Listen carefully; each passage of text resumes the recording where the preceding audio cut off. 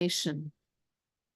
Lord Chaitanya concluded his teachings to Sanatan Goswami by pointing out that the six kinds of Atma Ramas or transcendentalists engage in some kind of devotional service to Krishna. In other words, at some time or another, all the transcendentalists ultimately come to understand the necessity of rendering devotional service to Krishna and become fully Krishna conscious. Even if one is very learned or extravagant, he can still engage in the devotional service of the Lord. The six kinds of transcendentalists are the neophyte transcendentalist, the absorbed transcendentalist, one who is situated in transcendence, one who desires liberation, one who is actually liberated, and one who is engaged in activities in his constitutional position. All of these are Atma Ramas. When a person becomes an Atma Ram or a great thinker in Krishna consciousness, he fully engages in devotional service. According to grammatical rules, there are many kinds of Atma Ramas. But one sense of the word is sufficient to represent the others. In the collective sense, all the Atma Ramas are inclined to worship the Supreme Lord Krishna. The mystic who worships the super soul within himself is also an Atma Rama. The Atma Rama yogis are of two kinds, Sagarbha and Nigarbha. It is stated in Srimad Bhagavatam 228. Some yogis meditate within their heart on the localized Vishnu, who is four-handed and who holds four symbols, conch, disc, mace, and lotus. The yogi who thinks of the four-handed Vishnu becomes absorbed in devotional ecstasy and shows the symptoms of that state. Sometimes he cries and sometimes he feels separation from the Lord. In this way, he merges in transcendental bliss, resulting in his becoming entrapped like a fish. The Sagarbha and Nigarbha yogis can be further divided into three categories: the beginner, the advanced yogi, and he who has attained perfection. These yogis are described in the sixth chapter of the Bhagavad Gita. Those who are trying to ascend the path of mystic yoga are called Aruruksho yogis, beginners. In Arurukshu yoga, one practices various sitting postures and concentrates his mind.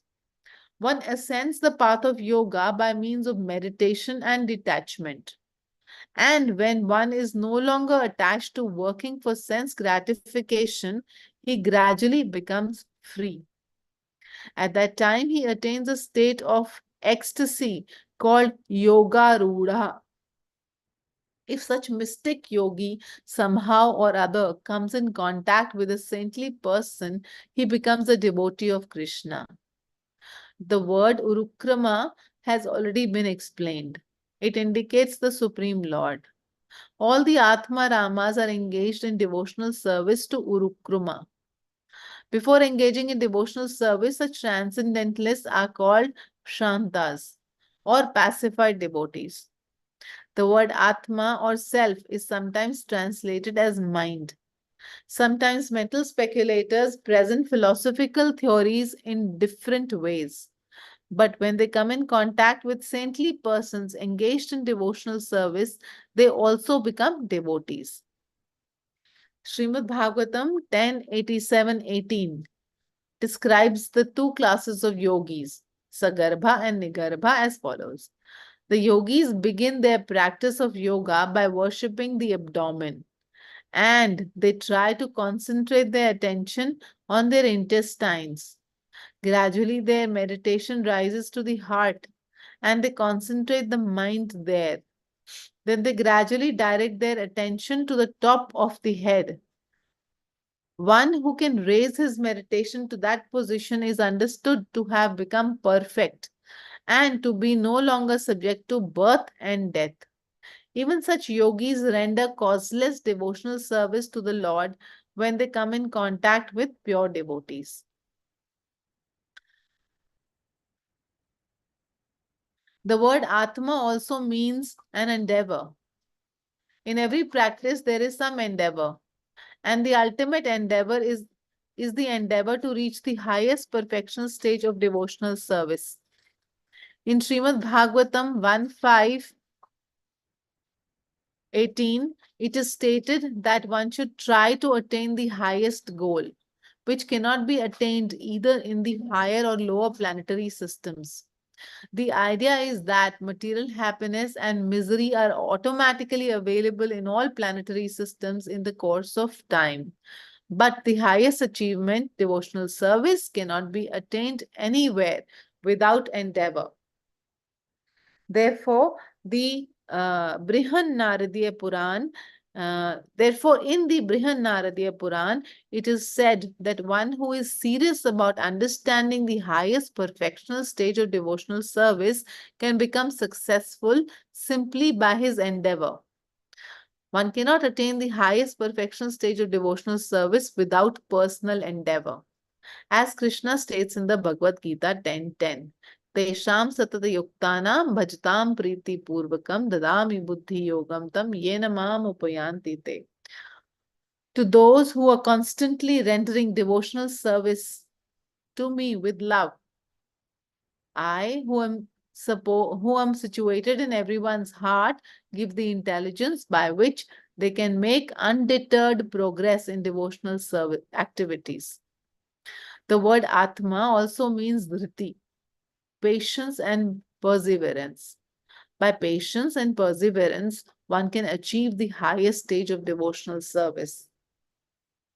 As far as the word Muni is concerned, there are additional meanings. The word also refers to a bird and a large black bee. Another meaning of the word Nirgrantha is a foolish person. Thus, even birds, bees, and foolish people engage in the service of the Supreme Lord when they are favored by the pure devotee.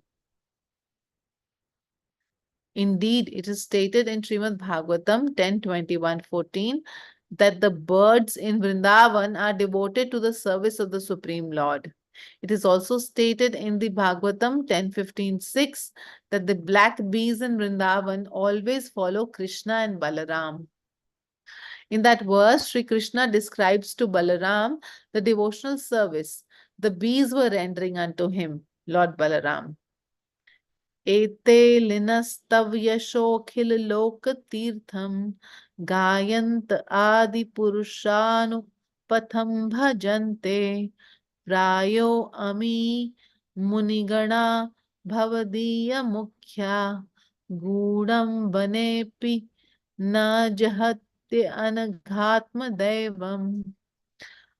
O supremely virtuous one, O original personality of Godhead, just see how these bees are following you, glorifying your transcendental fame and thus worshipping you. Actually, these bees are not as they appear. They are great sages who are taking this opportunity to worship the Supreme Soul. Although you are not knowable by ordinary persons, they know you and they're following and glorifying you. In the next verse in Srimad Bhagavatam 10:15-7, Krishna describes the similar reception given to Balram by the peacocks and cuckoos of Vrindavan. O worshipable one, just see how the peacocks returning to their nests are receiving you with full pleasure. These peacocks are just like the damsels of Raja. The cuckoos on the branches of the trees are also receiving you in their own way. The residents of Vrindavan are so glorious that everyone is prepared to render devotional service to the Lord. Another verse of Srimad Bhagavatam 10:35-11 describes a similar reception given to Krishna by the birds of Vrindavan. Oh, just see how the cranes and swans on the water are singing the glories of the Lord. Indeed, they are standing in the water, meditating on Him and worshipping Him. It is stated elsewhere in Srimad Bhagavatam 2:4-18 Even the aborigines and uncivilized human beings like Kiratas, Hunas, Andhras, Pulindas, Pulkashas, Abhiras, Shumbas, Yavanas, Khasas, as well as many other such human beings can all be purified simply by taking shelter of the pure devotee. Therefore, Shukadev Goswami offered his respectful obeisances unto Lord Vishnu, whose devotees can work so wonderfully.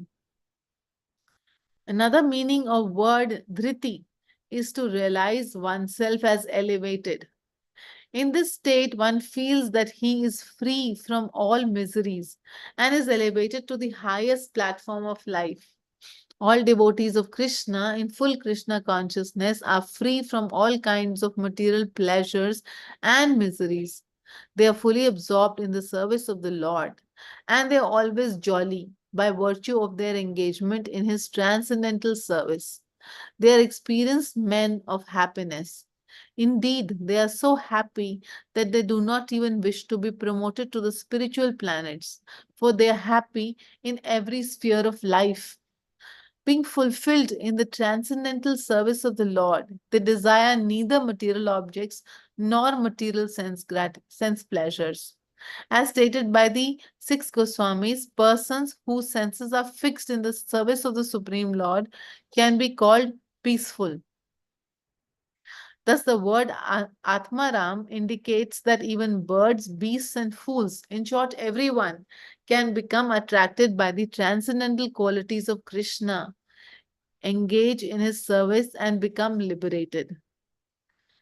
Still, another meaning of Atma is intelligence. One who has special intelligence is also called Atmarama. The Atmaramas with special intelligence are of two kinds. One is the learned sage, and the other is the fool without book knowledge. Both of these can have an opportunity to associate with a pure devotee. Even the foolish Atmaramas can give up everything and engage in Krishna consciousness in pure devotional service. In Bhagavad Gita 10:8, it is said that the Supreme Lord Krishna is the origin of everything, that everything emanates from Him, and that anyone who is actually intelligent understands this and engages in His service. A verse in Srimad Bhagavatam 2:746 states, to say nothing of persons who are intelligent enough to study the Vedas, even less intelligent persons like women, laborers, hunas, shabras, as well as the birds and the beasts can achieve the highest perfectional stage of life by engaging in devotional service of the Lord. As previously quoted, Bhagavad Gita 10:10 also indicates that when a person becomes highly intelligent and engages in Krishna consciousness, Krishna reciprocates by giving him the intelligence by which he can be promoted to the abode of the Supreme Lord. The Lord then told Sanatan Goswami that the association of good devotees, engagement in the transcendental service of the Lord, the understanding of Srimad Bhagavatam, the chanting of the holy name of the Lord, and residence in a holy place like Vrindavan or Mathura are all very important for elevation to the transcendental plane. One need not practice all five of these items. If one is expert in just one of them, he will, without fail, be elevated to the state of love of Godhead. One who is actually intelligent gives up all material desires and engages in the transcendental service of Krishna. The influence of devotional service is such that a person who engages in it gives up all material desires and becomes fully attached to Krishna, being inspired by the transcendental qualities of the Lord. Such is the beauty of the Lord in the eyes of his devotee. Another meaning of the word Atma is nature. In this case, the word Atma Rama indicates that everyone is enjoying the particular nature he has acquired. But the ultimate nature, the external nature of the living entity, is to serve the Supreme Lord. One who attains the perfection of understanding his real nature as eternal servant of the Lord gives up his designative, material, or bodily conception of life. That is real knowledge. Those who are in pursuit of knowledge and who get the opportunity to associate with a pure devotee also engage in the devotional service of the Lord. Sages like the four Kumaras, as well as the fools and birds, can engage in Lord's transcendental service. By being favored with Krishna's causeless mercy, anyone can be elevated to the platform of Krishna consciousness. One who becomes attracted by the transcendental qualities of Krishna begins devotional service. In Srimad Bhagavatam 10:15-8, Krishna glorifies the land of Vrindavan as he addresses Balaram in this way. धन्येयम् अद्य धरणी तृण विरुधस्त्वत् पादस्पर्शो द्रुमलतः करजाभिमृष्टः नद्योद्रयः खगमृगः सद्यावलोकैर्गोप्योऽन्तरेण भुजयोरपि यत्स्पृहाश्री. This land of Brajabhumi is made glorious by the touch of your feet. Being touched by your fingers, the creepers have also become glorious. When you look on the hills, rivers, and lower animals, they too are all made glorious.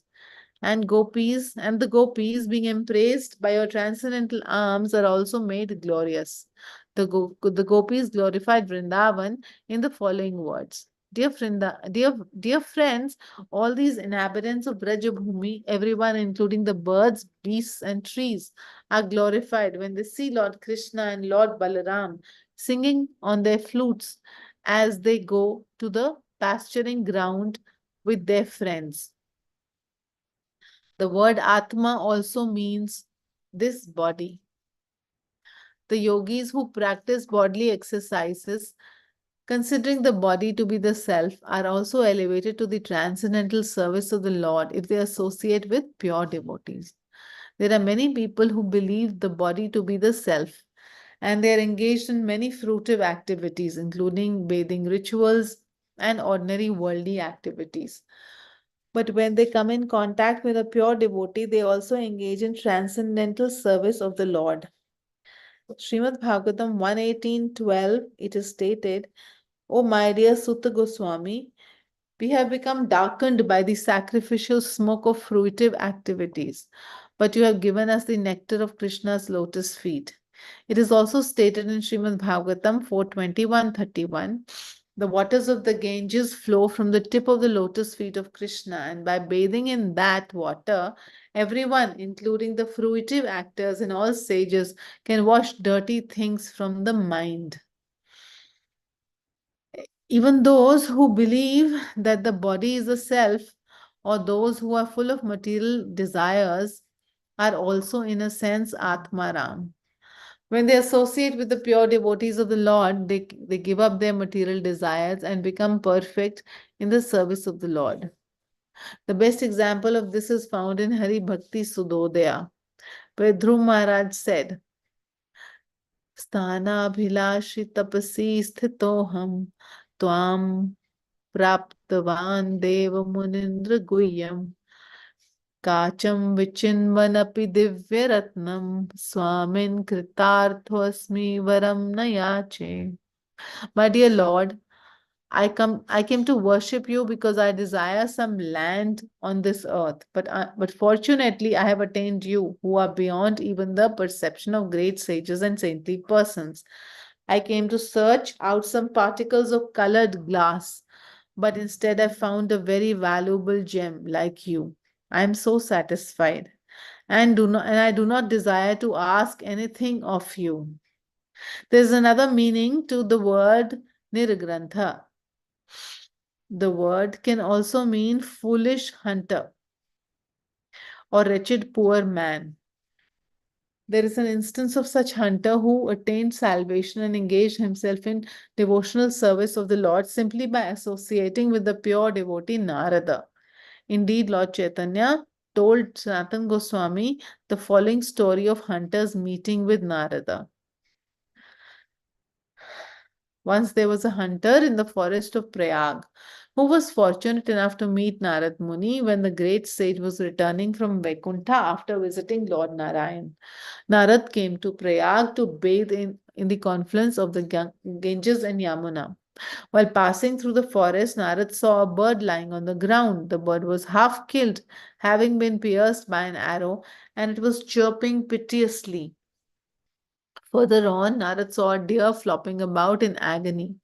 Further, he saw a boar who was also suffering, and in another place, he saw a rabbit twitching in pain. All this made him feel very compassionate, and he began to think, who is this foolish man who has committed such sins? In general, devotees of the Lord are compassionate towards the suffering living entities. So, what to speak of the great sage Narad? He became very much aggrieved by this scene, and after proceeding a few steps, he saw the hunter engaged in hunting with bows and arrows. The hunter's complexion was very black, his eyes were red. It appeared to be dangerous just to see him standing there with his bow and arrows, looking just like an associate of Yamaraj, Death. Seeing him, Narad Muni entered deeper into the forest to approach him. As Narad Muni passed through the forest, all the animals who were caught by hunters' traps fled away. The hunter became very angry at this, and he was just about to call Narad vile names. But due to the influence of the saintly Narad, the hunter could not utter such blasphemies. Rather, with a gentle behavior, he asked Narad, "My dear sir, why have you come here? I'm sorry, why have you come here while I am hunting? Have you strayed from the general path? Because you have come here, all the animals in my traps have fled." "Yes, I'm sorry," Narad replied. "I have come to you to find my own path and to inquire from you. While on the path, I have seen that there are many boars, deer, and rabbits lying on the forest floor, half dead and flopping about. Who has committed these sinful acts?" "What you have seen is all right," the hunter replied. "It was done by me. If you are hunting all these poor animals, why don't you kill them at once?" Narad said. "If you half kill them, they are writhing in their death pangs. That's a great sin. If you want to kill an animal, why don't you kill it completely? Why do you have it half killed and allow it to die flopping around?" "My dear lord," the hunter replied, "my name is Mrigari, enemy of the animals. I am simply following the teachings of my father, who taught me to half kill animals and leave them flopping about. When a half dead animal suffers, I take great pleasure in it." "I beg only one thing from you," Narad implored. "Please accept it." "Oh, yes, sir, I shall give you whatever you like," the hunter said. "If you want some animal skins, come to my house. I have many skins of animals, including tigers and deer. I shall give you whatever you like." "I don't want such things."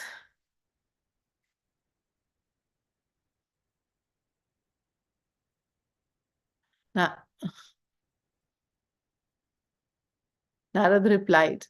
But I do want something else. Since you kindly agreed to grant it to me, I shall tell you.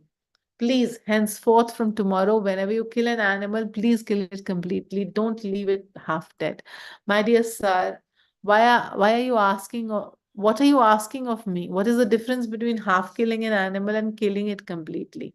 If you half kill the animals, they suffer in great pain, Narad explained. And if you give too much pain to the other living entities, you commit great sin. There's a great offense committed when you kill an animal completely, but the offense is much greater if you half kill it. Indeed, the pain which you give half dead animals will have to be accepted by you in a future birth.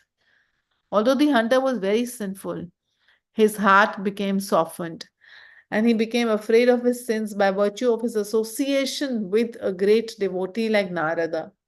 Those who actually, those who are grossly sinful are not at all afraid in committing sins. But here we can see that because his purification began in the association of great devotees like Narada, the hunter became afraid of his sinful activities. The hunter therefore replied, "My dear sir, from my very childhood,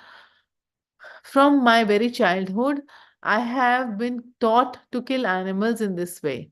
Please tell me how I can counteract all the offenses and sinful activities I have committed.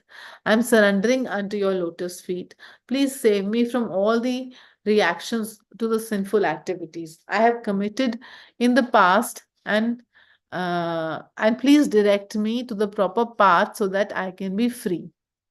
Radhakrishnan, can I just pause here? Yes, sure. Okay, so we see here that this is conclusion of Lord Chaitanya's teachings to Sanatana Goswami, and we see that there is again further elaboration of the Atmarama verse, but uh, we see how um, the different processes of attaining perfection are described. So many different things are described, but the sum and substance we need to understand is this, that all good fortune arises when we encounter a pure devotee of the Lord. So that's where all the good fortune arises. We may read scripture for millions of lifetimes and progress very gradually, but everything happens at once when the person Bhagavata comes before us. So the Shastras say, uh,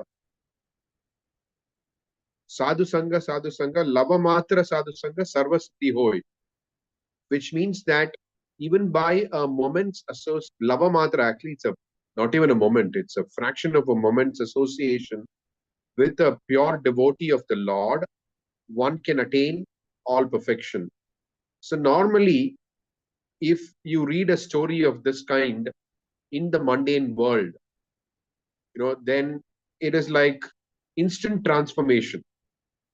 Normally, instant transformations are the subject of movies and other fictional works, which people do not take seriously because there's no such thing as an instant transformation. Everything in this world is very gradual. But here we see the greatest instant transformation. In the case of Nragari, just by contacting Narada Muni, just by the presence of Narada Muni, he undergoes an instant transformation. And he is among the most grossly sinful living entities. Not even killing an animal, but half killing an animal and deriving pleasure out of the suffering of the animal, half killed animal. So we see this is one of the greatest examples of instant transformation by contact with a pure devotee of the Lord.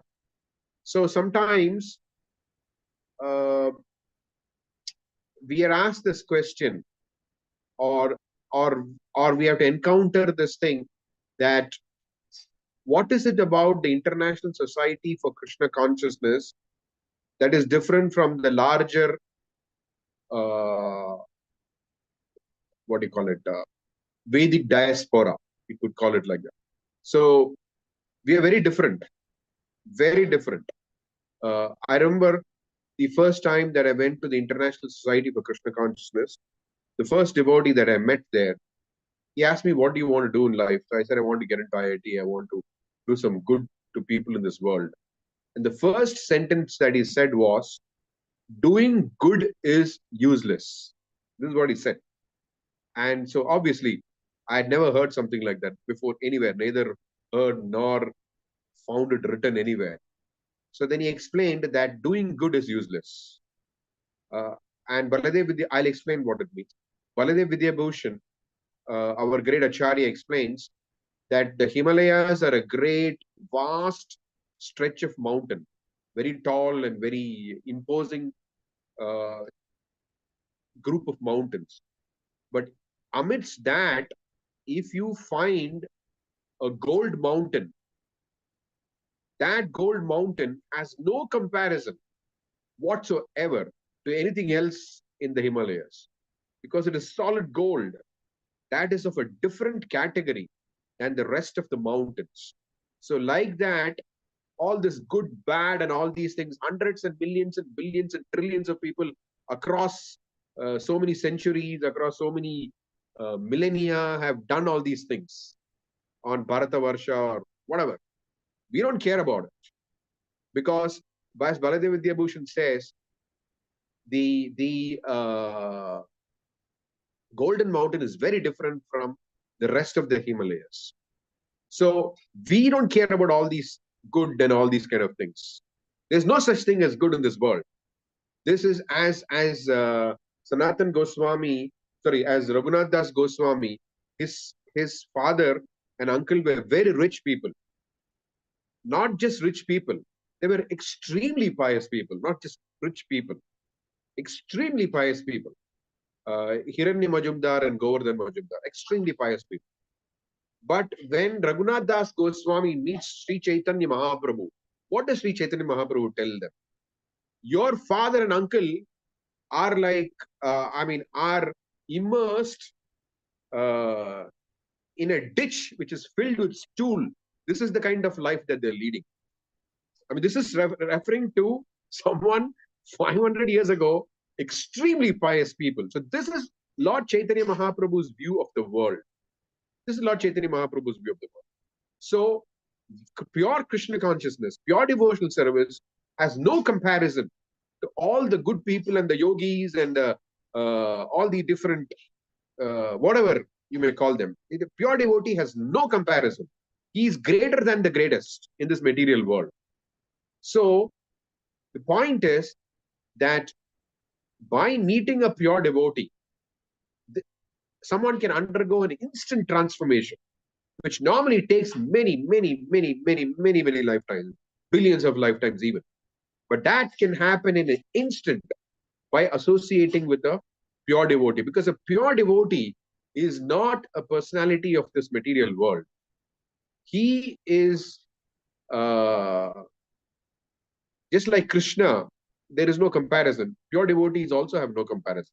Krishna is always with his pure devotees. So they are like the Golden Mountain. There's no comparison between a Golden Mountain in the Himalayas and the other mountains in the Himalayas. There's no comparison at all. Many of you are women in this group, so you know what it means, a Golden Mountain. There's no comparison whatsoever. So like that, the effect that a pure devotee can bring about, there's no comparison. So an entire world headed towards destruction was changed in just 12 years because of His Divine Grace A.C. Bhaktivedanta Swami Prabhupada walking across the planet and meeting and making devotees in all parts of the world, fulfilling the mission of Sri Chaitanya Mahaprabhu. Who could actually imagine that in 12 years he could do what he did? I mean, people from all corners of the world taking up to this process of Krishna consciousness, as Bhaktivinoda Thakur writes, that in his at his home while he wrote a prophecy. I mean, he prophesies that when will that day come when the fortunate Russians and Germans and Americans and all of them will raise kirtan through their streets, and when will that day come when they all will come here to the land of Sri Chaitanya Mahaprabhu, Gauramandala Bhumi, Navadip Dham, Sri Mayapur, and sing together Jai Sachinandana. So, and Prabhupada said a Vaishnava is so powerful that he quoted Bhaktivinoda Thakur. Prabhupada quoted Bhaktivinoda Thakur, said Vaishnava is so powerful that in 18 days he can conquer the whole world. So then when his disciples asked him, so why didn't Bhaktivinoda Thakur do it? He said, yes, he could have done it, but he left that work to us. So this is the sum and substance of the entire teachings of the Vedic scripture. Like the Bhagavatam is the ripened fruit. When it says Bhagavatam, it means the book Bhagavatam. Also the person Bhagavatam who lives by the book Bhagavatam. So this kind of instant transformation that we are seeing is the stuff of new movies and novels and things like that. But actually, this is actually history. And we saw that just a little more than 50 years ago, there was this great personality, ISKCON's founder Acharya, who walked across the entire planet and did what nobody has ever done, and nobody will ever be able to do something like this. We have hundreds and thousands of yogis and other people, and or even today you have so many people and they have millions of followers. What is the use of all these things? There's no comparison between someone who's taken up to the process of Krishna consciousness, pure devotional service, and the rest of the world. as Prabhupada said, even if one person becomes a pure devotee, I would consider the Krishna conscious movement to be successful. So this is the power of a pure devotee. They can completely wipe away. For example, somebody may be able to give up some tendency, but the tendency has not been wiped out from the heart. It is only pure devotional service which can even wipe out the, not just the activity, but even the propensity in the heart can be completely cleansed. Therefore, it is explained that the greatest Vaishnava, among all kinds of Vaishnavas, the greatest Vaishnava is that Vaishnava. Just by coming in the presence of that Vaishnava, your mouth, your lips will be helplessly drawn to chant the holy name of the Lord. Such a Vaishnava, Lord Chaitanya Mahaprabhu describes, is the topmost among all Vaishnavas. Just by the presence of that Vaishnava, your tongue will begin to vibrate, chant the holy name of the Lord. So we still haven't understood what is the significance, what is the value, what is the greatness of a Bhagavata. I mean, just like the Lord, glories cannot be estimated, a Bhagavata's glory cannot also be estimated. So here we see how in the concluding portion of this teachings of Lord Chaitanya Mahaprabhu to Sanatana Goswami, again we see this. This is something which is throughout all the teachings, that ultimately all good fortune comes by coming in contact with a pure devotee of the Lord. Okay, so I think I'll. What's it? I said what I wanted to say. If there are any comments or questions, then I can take it now, and then we can go ahead.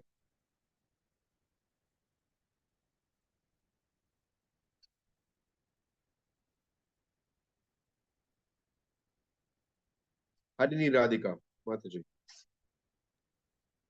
Hare Krishna, Prabhuji, please accept my humble obeisances. Hare Krishna. Prabhuji, like coming contact with a pure devotee, it also includes contact with his words only. Like we cannot always physically have association. Now, Prabhupada, we cannot have his physical association. So, Vani association is also equally changing, equally transforming. Actually, as Prabhupada explains in the Krishna book, Prabhupada says that Krishna never leaves Vrindavan. So even when there is an appearance of him leaving Vrindavan, he is present in his bhava expansion, Prabhupada says. So the books of His Divine Grace, A.C. Bhaktivedanta Srila Prabhupada, are his bhava expansion. It is a form of Prabhupada which you can associate with. You may not realize how it is a form, but as you associate with the books, you will realize that this is his bhava expansion. And similarly, like hearing lectures of Guru Maharaj also, that is equally transforming as physical association. See, there is a difference between physical association and associating through the Vani. Okay, so because in physical association, you need to make no effort. Actually, it's just there in the presence. But whereas to associate with the Vani, you have to make a certain effort. The book may be lying there, or the lecture may be there. You have to make an effort to just turn it on and hear the lecture, right?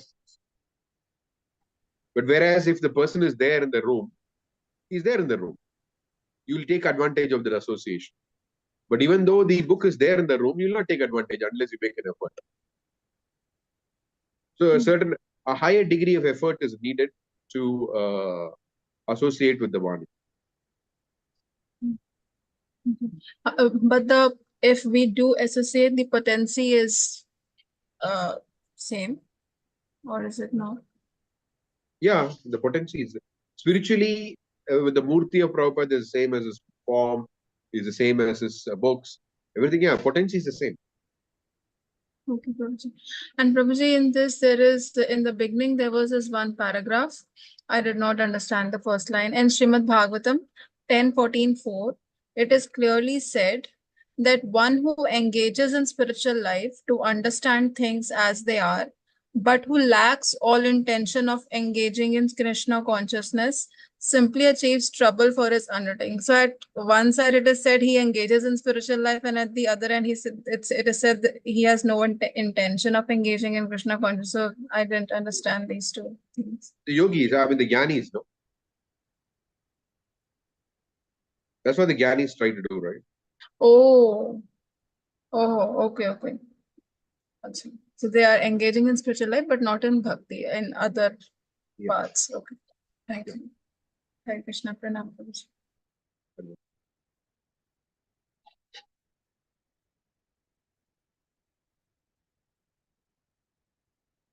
Nikunja Viharini, right? Hare Krishna, Prabhu, Pranam. So my question is, as we are reading, we were reading that love matra sadhu sanga service siddhi. So association of pure devotee brings all good fortune. So here we can also see that how the heart of Nirigari get transformed. But like I find my heart full of anartha. So is it due to because I have not understand the importance of sadhu in my life, obviously? Is the reason I Can you find please that. repeat? Can you just speak a little slowly because, yeah. I mean, I'm not able to fully understand what you're saying. I can hear you, but I can't fully understand what you're saying. Okay, Prabhu.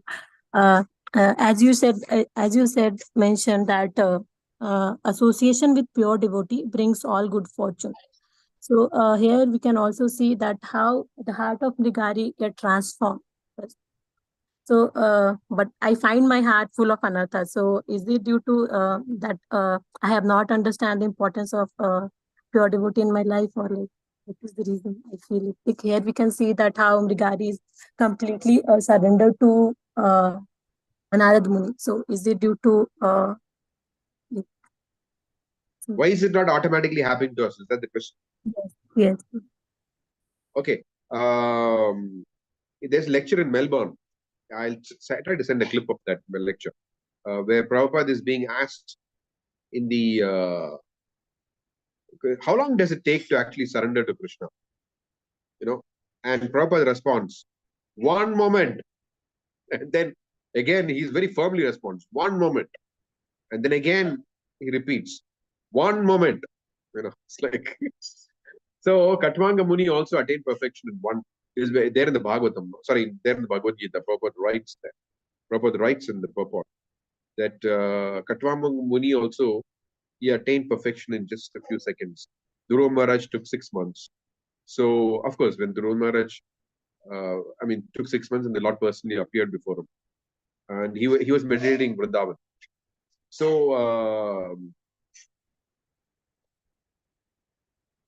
see, there are two kinds of mercy which are available to the jivas in this material world. One is called the mercy of Kripa. Like Abhiram Thakur during Lord Chaitanya Mahaprabhu's, one of Lord Chaitanya Mahaprabhu's associates, he had a whip called Jai Mangal. So when he would walk around, he would hit people with that whip. And anybody who got whipped by Abhiram Thakur would attain love of God. This is called Kripa Siddhi, where it's Kripa, that's it. Just by getting hit to that whip, you get Krishna Prema. And whereas with us, with us means none of us here, at least in this group, have attained Kripa Siddhi. Neither have we attained Sadhana Siddhi. I don't know, somebody may be an exception, but generally I'm saying that.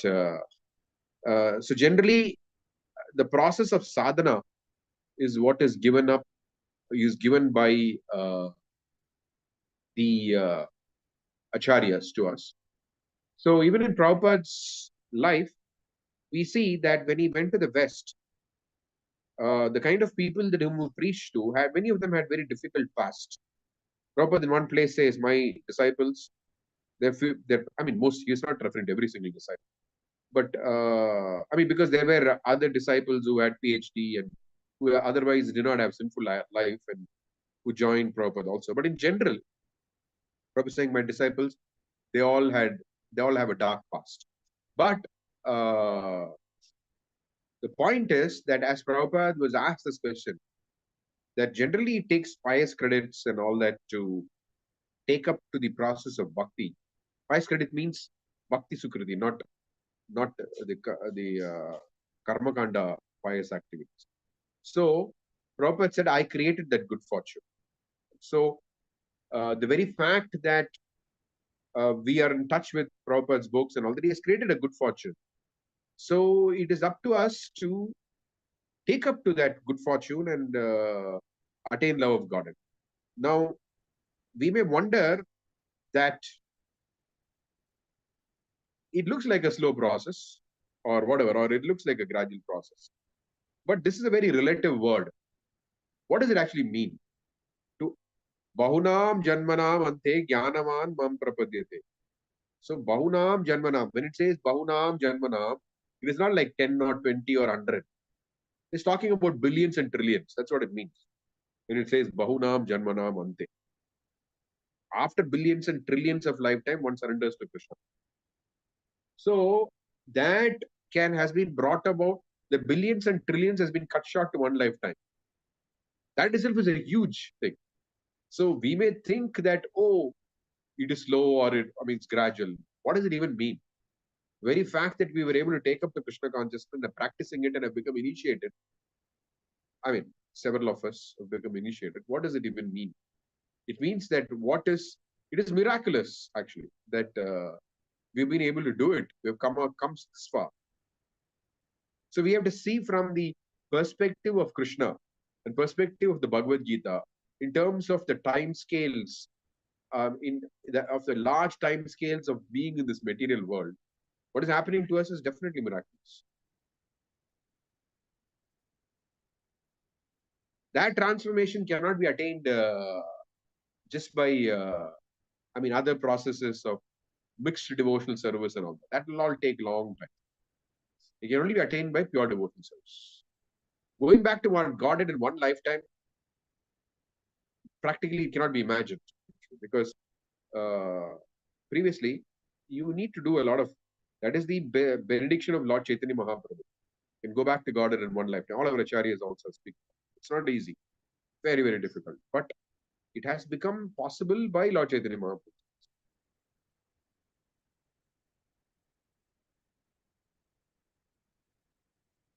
I don't know if I answered the question.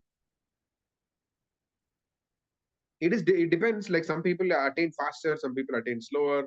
Depends on one's intensity and eagerness. As Krishna explains in Bhagavad Gita, what is it, Shloka? Bhogaishwarya Prashaktanam. So if one is Maya Paharita Chetasa. So if one is carried away, one is attracted by material education, by material this thing, then it becomes slower. If one has any material attraction, then the process is slower. It works slower. That's it. So if one is not attracted to the glitter and glamour of this material world, then one's progress is quicker. So when we meet a pure devotee, are we willing to ask the devotee, please bless me? Please bless me so that I may lose all forms of attraction for material enjoyment. Are we willing to pray for that? Like how Lord Chaitanya Mahaprabhu, he was cursed by a Brahmana. That you shall lose all your taste for material enjoyment. Lord Chaitanya Mahaprabhu was very ecstatic. He started dancing. Oh, what a curse. Are we in that position? That if a pure devotee, when we meet a pure devotee, we tell him, I don't want any material enjoyment. Just whatever it takes. Let me just attain love of God. No. So therefore, depending on that, there is a certain lag. As Bhaktisiddhanta Saraswati Thakur says, how to measure the distance between the lotus feet of Krishna and us. Bhaktisiddhanta Saraswati Thakur says, we are drawn, the distance between the lotus feet of Krishna and us is the extent to which we are drawn by the attractions and repulsions of this world. Drawn to the attractions and repulsions of this world. To the extent that is there, That is the extent of the distance between the lotus feet of Krishna and us.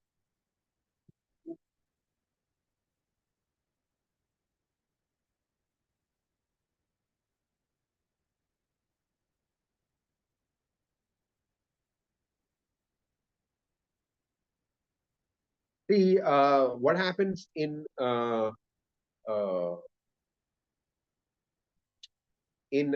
let's say criminal justice system? Okay, I'm just giving a simple example. Let's say a criminal is caught. Criminal may say in the court of law, "I'll never commit this again. I will never commit this kind of. Please pardon me." Generally, they're not given pardon, just like that. What happens? They are put in the prison, and they see over a period of time whether the person can be pardoned or not. Has he tangibly shown improvement or not? So we may have this feeling, oh, I want to become attain law of God now, but do we really want it? That's tested over a period of time. Then when what we are claiming is in line with how we are acting, then Krishna bestows his mercy upon us. Thinking, feeling, willing, right? So not thinking alone is not enough. Feeling alone is not enough. We have to also act.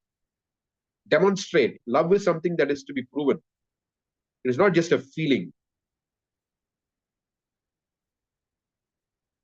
That's why Prabhupada translates bhakti as devotional service. He doesn't translate it as devotion. A lot of people claim, oh, especially our elderly people in our country. You talk about Prabhupada's teaching, they'll say, oh, hum bhakti karte hain, sab kuch karte hain. They say, I've got bhakti. Bhakti means what they mean for them, it is some sentiment, some devotion in the heart. Practically, are you doing? Is your whole life molded around Krishna 24 hours? That is called bhakti.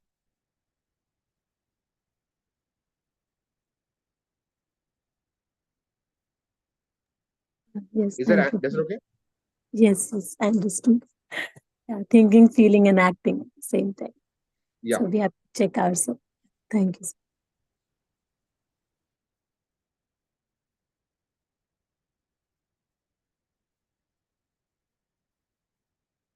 What else?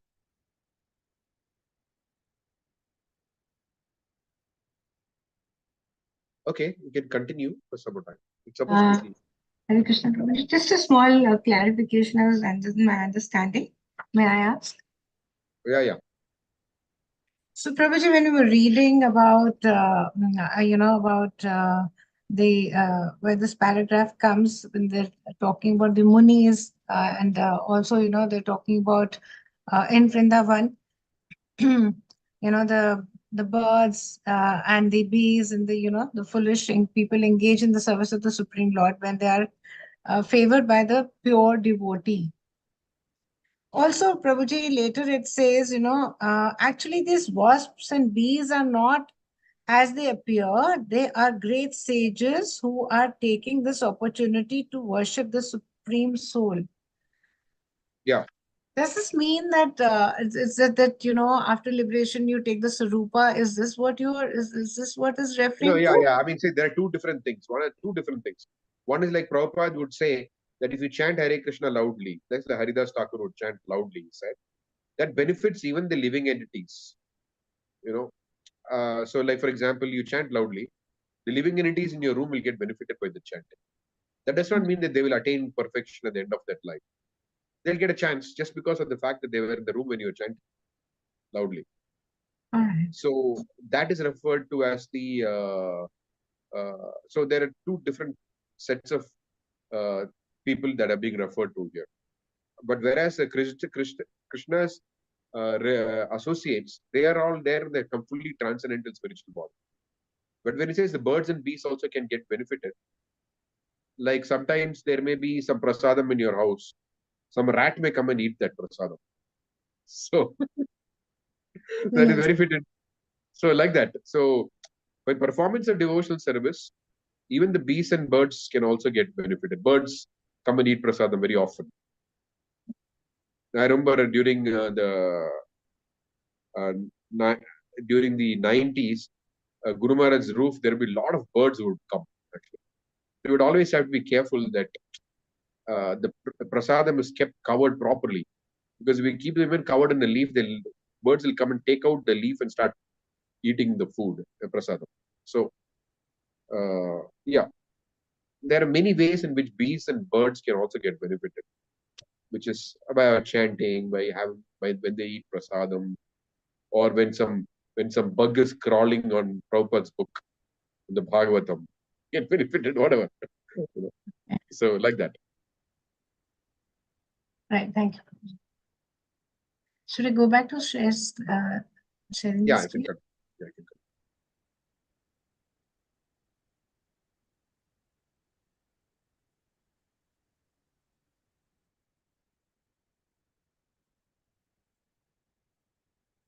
You have to read from here. If you actually, yeah. If you actually want, I can't see Madhuri. If you actually want to follow my directions, I can tell you the real path by which you can be freed from these sinful reactions. I shall follow whatever you say without hesitation. The hunter agreed. Narada then told him to first break his bow. Only then only then would Narad disclose the path of liberation. You're asking me to break my bow, the hunter protested, but if I break it, what will be the means of my livelihood?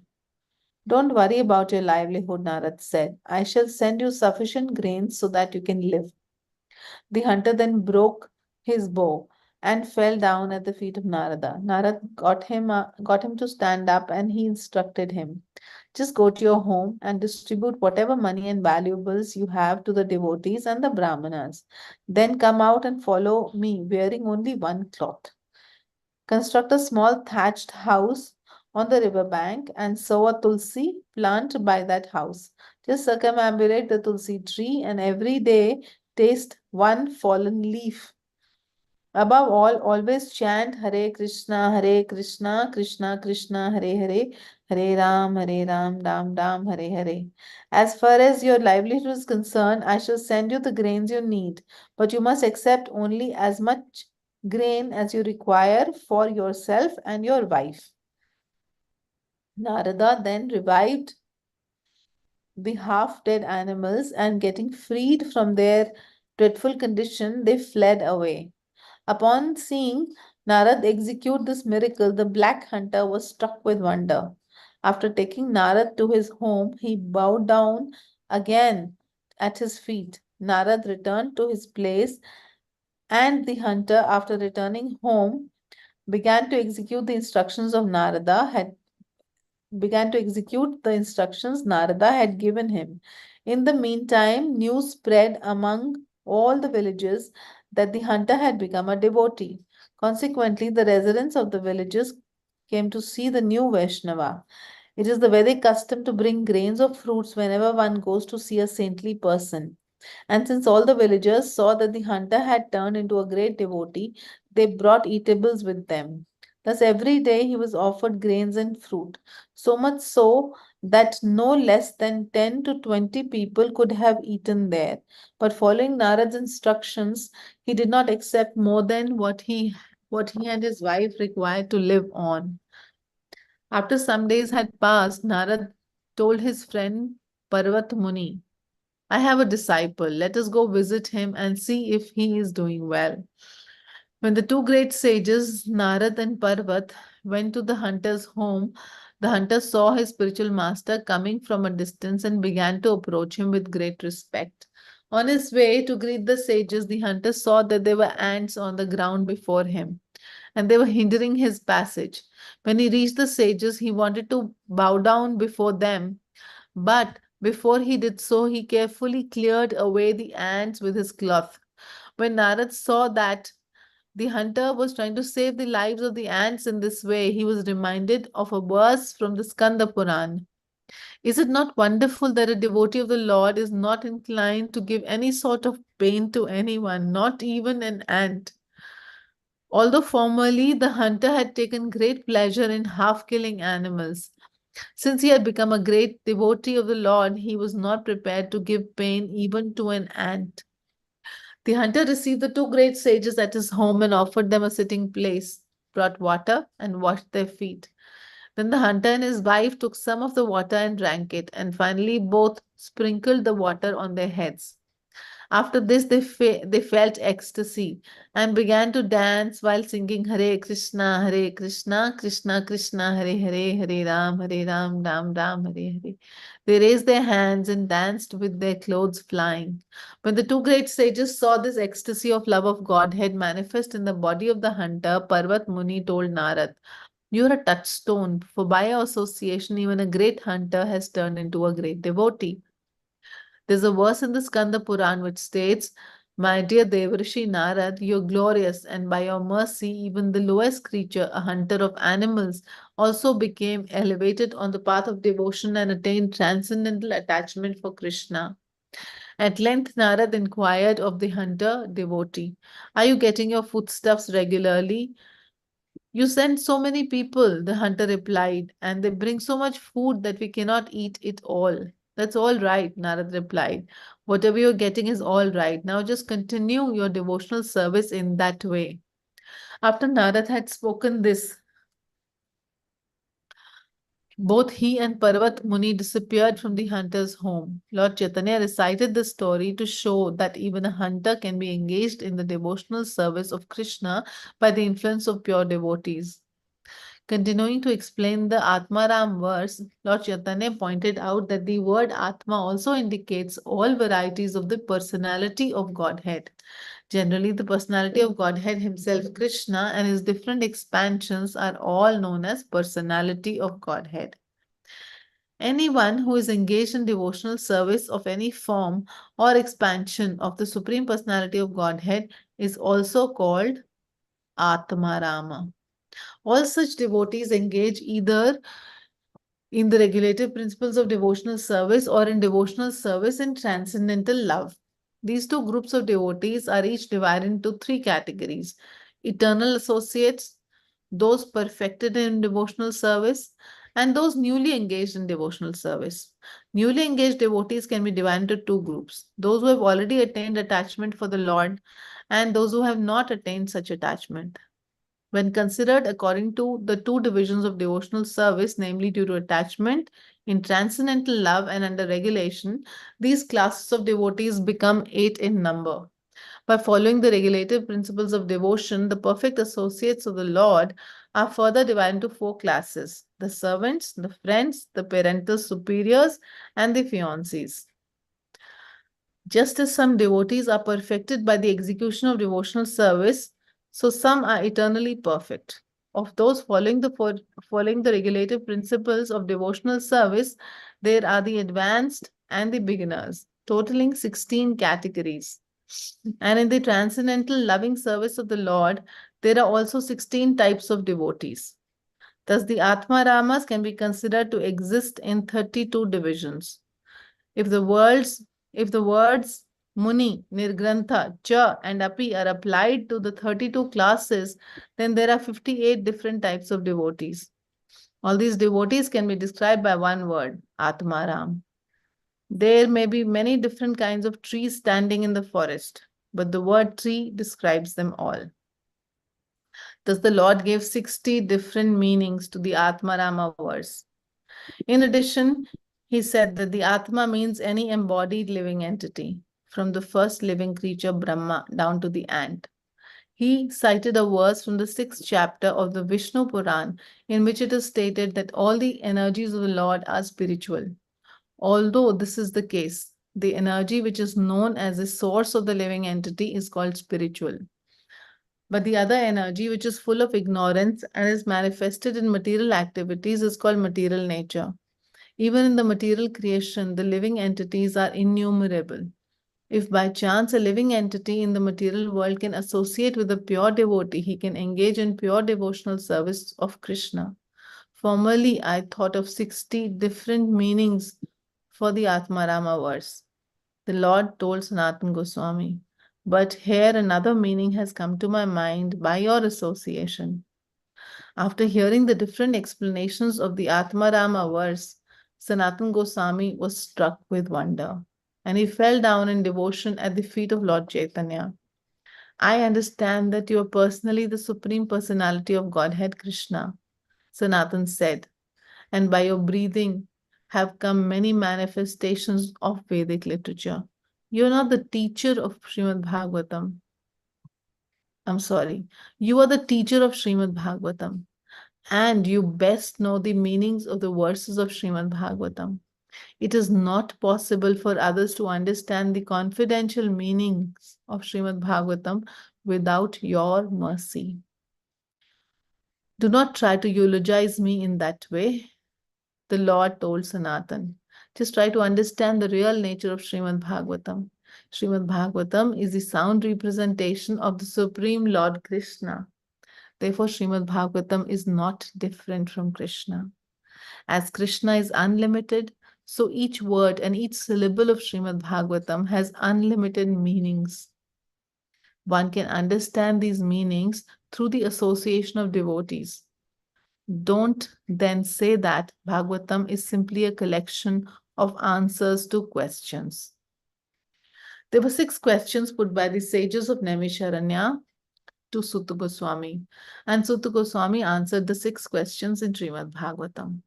There's a verse in the Vedic literature in which Lord Shiva says, as far as the Bhagavatam is concerned, I may know it, or Shukadev or Vyasadeva may know it, or we may not know it. But actually, Bhagavatam is to be understood by devotional service and from a devotee, and not by one's own intelligence or by academic commentaries. At the beginning of Srimad Bhagavatam 1:123, the sages of Naimisharanya asked Sutta Goswami, Bruhi Yogeshware Krishne Brahmanye Dharma Varmani Swam Kashtham Adhunopete Dharmaha Kam Sharanam Gataha.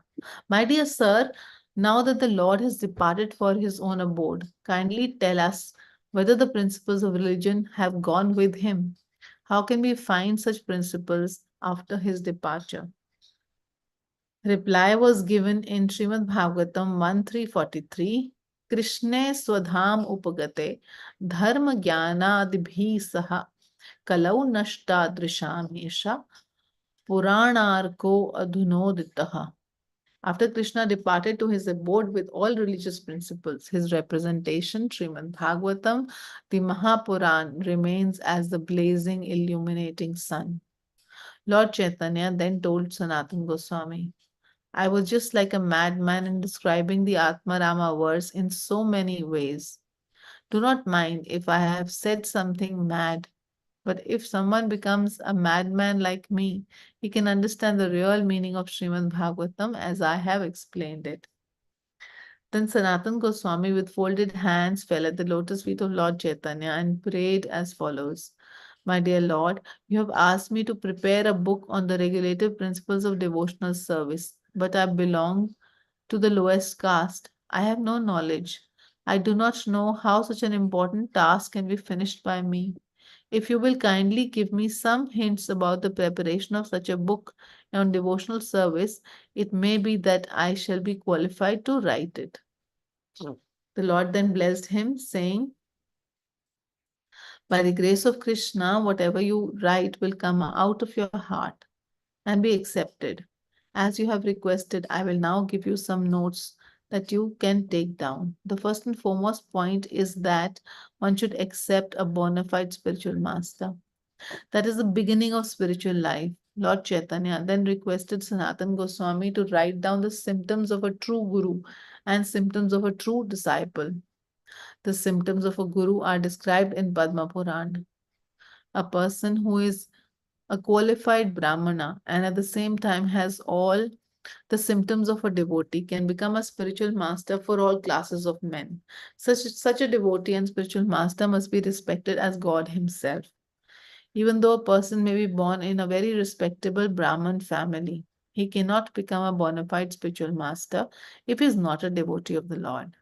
One should not mistakenly think that a bona fide spiritual master has to be born in a so-called Brahmana family.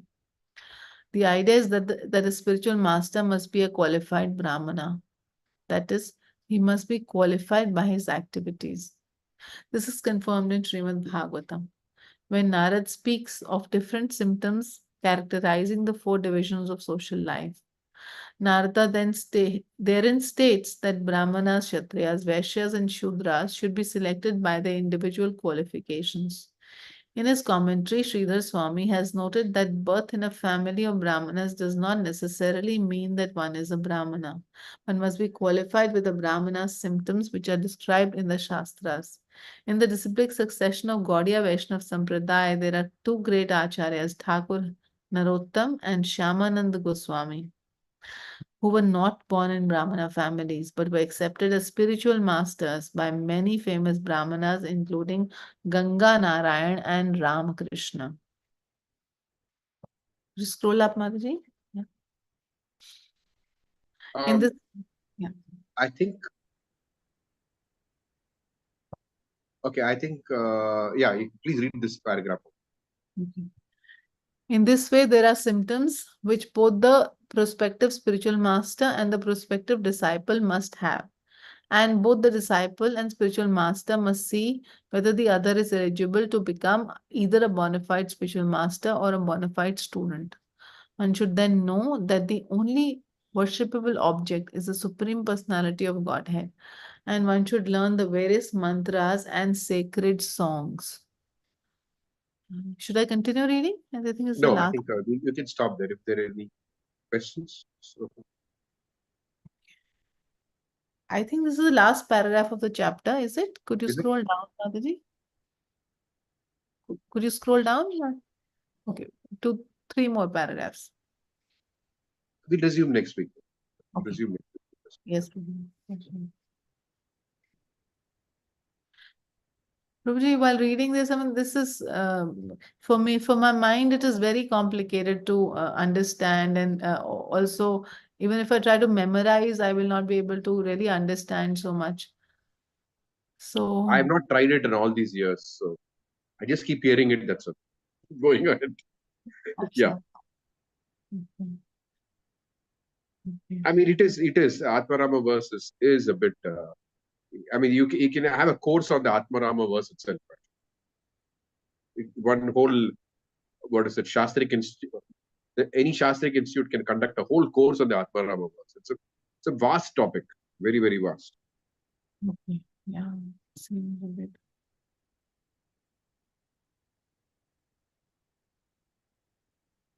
Even the kinds of devotees I couldn't understand those 16 and then That I have seen a chart of that. I will try to locate the chart. okay. I've seen a chart of that. Yeah, I will try to present it. I mean, last time I didn't give some of the chart which I supposed to give. I think I sent it or not.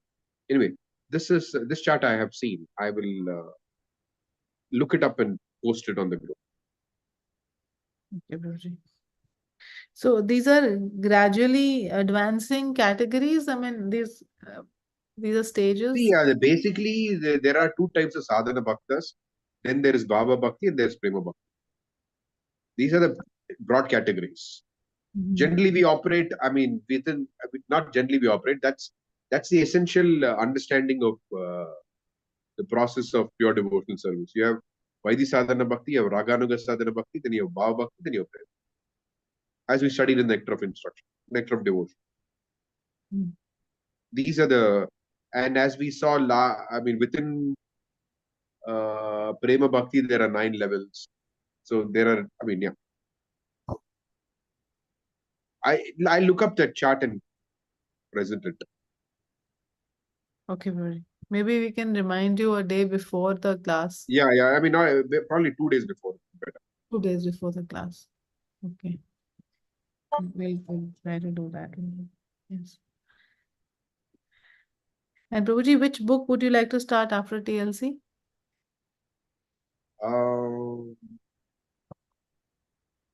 We'll discuss the next class. I need to think also. I'll let you know. Prabhuji, you've done this course with MIHE on Prabhupada memories and about Prabhupada. However, it actually took 2 years. It took 2 years? Yeah, 2 years actually. We're almost finishing. We had 2 hours every Sunday, and we finished the Lilamrita 6 volumes. Now we are in the middle of volume 7. The Prabhupada Lilamrita. Okay, you're reading from that. So you may consider doing something with us about Prabhupada. You want the Prabhupada Lilamrita? Yes, Prabhuji. I want all the new people also to join this class and hear from you. Okay, sure. Okay, we can take up Lilamrita then after this. Yes, Prabhuji. That'll be nice. Thank you.